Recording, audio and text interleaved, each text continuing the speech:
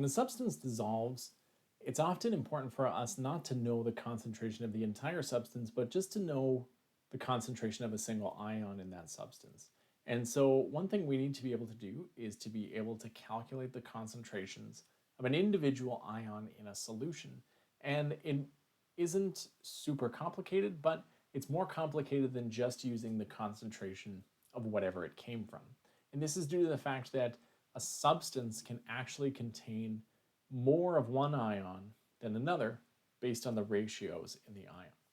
So we're going to work through an example and we're going to find the concentration of Cr3 plus and the concentration of SO4 minus in a 0.2 or 0.020 molarity solution of chromium 3 sulfate.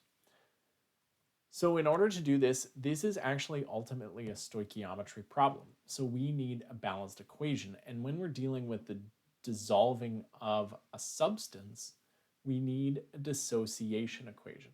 So what we're going to do is we are going to take our initial substance, chromium 3 sulfate. It's going to be a solid because we're writing the dissociation equation. It's going to break into its individual ions, so Cr3 plus. I know it's a 3 plus because there are 3 sulfates to go with it. It's going to be aqueous because that's what a dissociation equation does, is show us how something dissolves. And our other ion is going to be sulfate, which has a -2 charge. You can see that in your polyatomic ion sheet or from the fact that there's 2 chromiums. You then need to balance. So there are 2 chromiums for every 1 Cr2SO43, and there are 3 sulfates.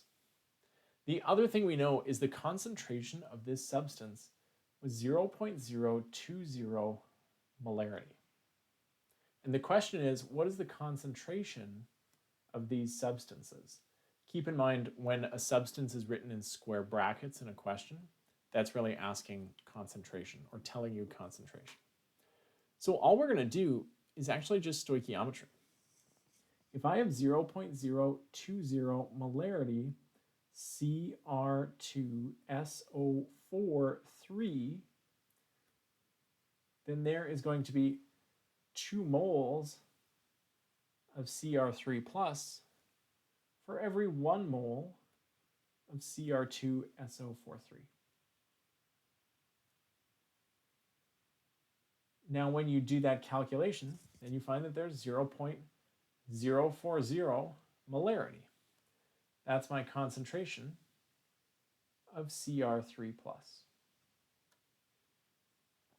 So then what's my concentration of SO4 minus? Well, you could do the same thing. You could go 0.020 molarity, and we could write out all of our stoichiometry here. It's a 3 mole of sulfate to every 1 mole of chromium 3 sulfate ratio. And so you get 0.060 molarity. Now, one thing you may have noticed there is that I actually don't even really need to do all the work. You can see this is always going to be 1 because the dissociation equation is always 1. So you're just going to multiply by whatever the coefficients are. So 0.02 times 2, 0.04. 0.02 times 3, 0.06. So let's try another example. And this time, let's just try and apply those ratios. So in this example, a saturated solution of PbCl2 is found to contain 9.9 grams per liter of solution. Find the concentration of Pb2 plus and Cl minus.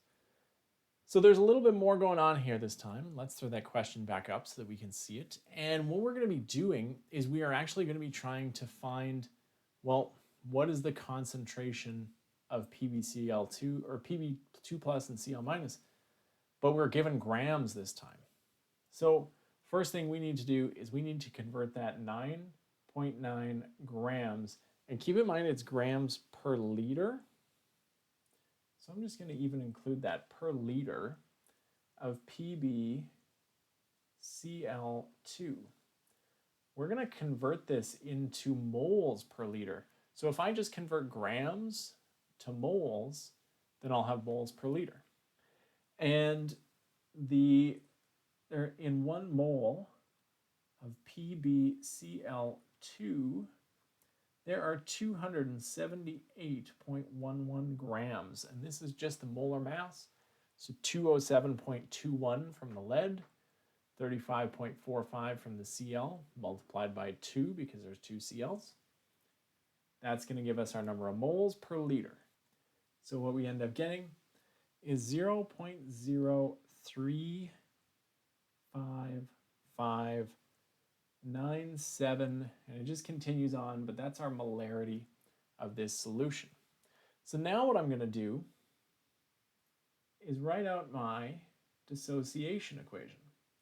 Solid on the left, equilibrium arrows. Ooh, not a B, sorry, a P. Lead 2 plus, aqueous on the right. Balance your Cl's, also aqueous. And this is my number of molarity. Keeping in mind, we're actually going to keep 2 significant figures here because of the 9.9. So that first 5, that's actually my last significant digit. So 0.03557 molarity. Now, this one is actually going to be exactly the same. Because it's a 1-to-1 ratio,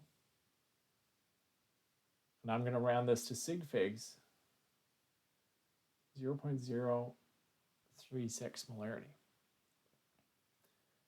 The chlorine is going to be twice as much because of the 2, right? It's a 2-to-1 ratio. So that means my concentration of Cl is going to be 0.071 molarity. This is also why I didn't round it off ahead of time. These are my final answers, and I don't want to round off an intermediate answer that's going to get me to my final answers. So you can see finding the concentrations of individual ions really isn't that complicated. It's just applying stoichiometric ratios, which are always going to have a denominator of 1 if you're starting with that initial substance. So really it's just doing some really basic stoichiometry, doing some multiplying and dividing in order to find your concentrations. So hopefully this helps you, and next we'll take a look at how we do this when we mix 2 solutions together.